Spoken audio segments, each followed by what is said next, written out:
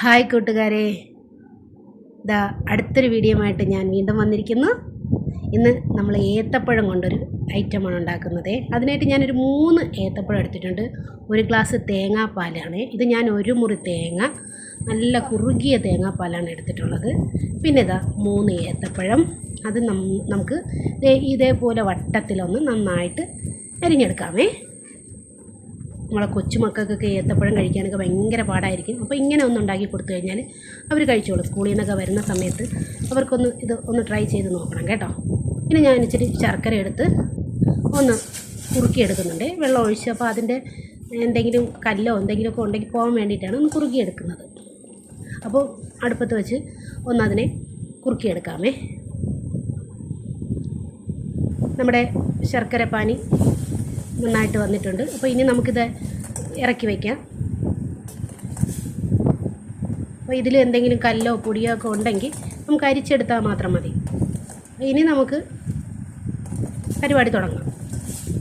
അപ്പോൾ ആദ്യമായിട്ട് കാണുന്നവരുണ്ടെങ്കിൽ ഒന്ന് സപ്പോർട്ട് ചെയ്യണം കേട്ടോ, ഒന്ന് സബ്സ്ക്രൈബ് ചെയ്യണം. നിങ്ങൾക്ക് ഈ വീഡിയോ ഇഷ്ടപ്പെടാമെന്നുണ്ടെങ്കിൽ ഒരു ലൈക്കും കമൻറ്റും ചെയ്യാൻ മറക്കരുത്. തീർച്ചയായിട്ടും നിങ്ങൾ ലൈക്കൊക്കെ ചെയ്ത് വേണം പോകാൻ കേട്ടോ. നിങ്ങളുടെ ഓരോ സപ്പോർട്ട് വേണം നമ്മളുടെ മുന്നോട്ടുള്ള ഓരോ പ്രചോദനം, അങ്ങനെയല്ലേ. അപ്പോൾ ഞാനൊരു പാനൊക്കെ അടുപ്പത്ത് വെച്ചിട്ട് ഒരു സ്പൂൺ നെയ്യ് ഒഴിച്ച് കൊടുക്കുന്നുണ്ട്.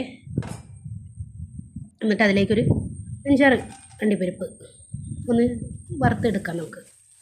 അണ്ടിപ്പരിപ്പൊക്കെ ഇട്ട് ഉണ്ടാകുമ്പോഴത്തേക്കും ഒരു കടിക്കാനൊക്കെ കിട്ടും, നല്ലൊരു ടേസ്റ്റ് ആയിരിക്കും. അപ്പോൾ ഇതൊന്ന് മൂപ്പിച്ചെടുക്കാമേ.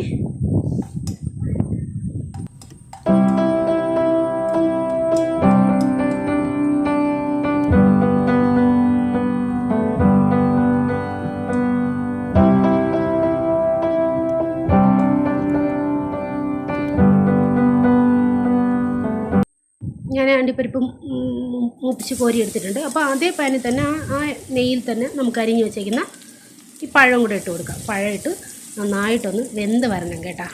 അറിയാമല്ലോ, നെയ്യിലിട്ട് വാട്ടിയെടുക്കുമ്പോൾ ആ ഒരു പ്രത്യേക ടേസ്റ്റാണ്.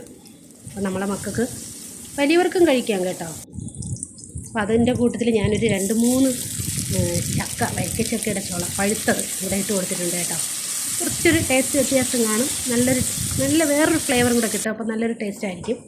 അപ്പോൾ അത് ഒരുവിധം വാടി വന്നിട്ടുണ്ട്. അപ്പോൾ അതിലേക്ക് ഞാൻ ഈ ശർക്കര പാനി ഒഴിച്ചു കൊടുക്കുകയാണേ.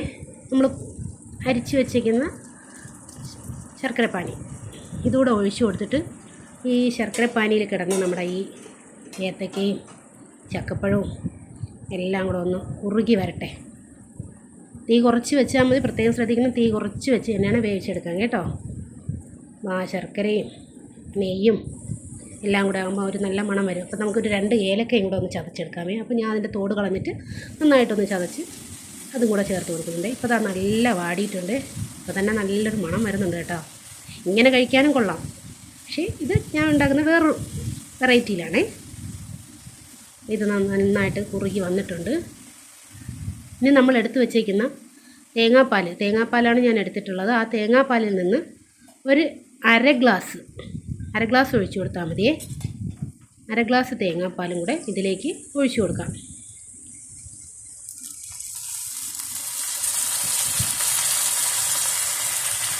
ഇനി ആ തേങ്ങാപ്പാലും കൂടെ ഇതിൽ കിടന്ന് വെന്ത് കുറുകി വരണം.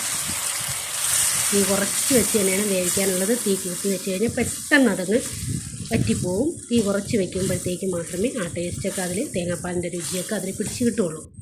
അപ്പോൾ ഇനി നമുക്ക് ഈ ബാക്കി വന്ന തേങ്ങാപ്പാലിൽ നമുക്കൊരു 3 സ്പൂൺ അരിപ്പൊടി, വറുത്ത അരിപ്പൊടിയാണ് ഈ ബാക്കി വന്ന തേങ്ങാപ്പാലിലേക്ക് ഒഴിച്ച് ആ മാവും കൂടെ ഒന്ന് തേങ്ങാപ്പാലിൽ കുഴച്ച് ഒന്ന് കുറുക്കി,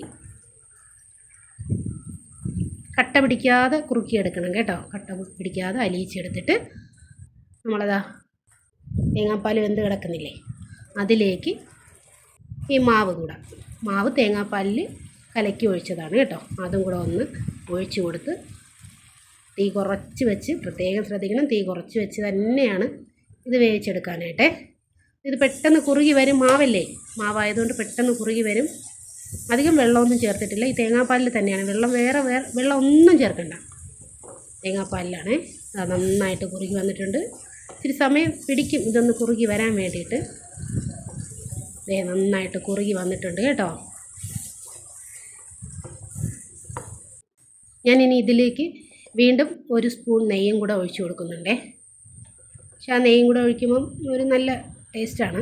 ഇനി നമുക്ക് വറുത്ത് വെച്ചേക്കുന്ന നമ്മുടെ അണ്ടിപ്പരിപ്പുണ്ടല്ലോ, അതും കൂടെ ഒന്ന് ഇട്ട് കൊടുത്തു കഴിഞ്ഞാൽ സംഭവം കഴിഞ്ഞു.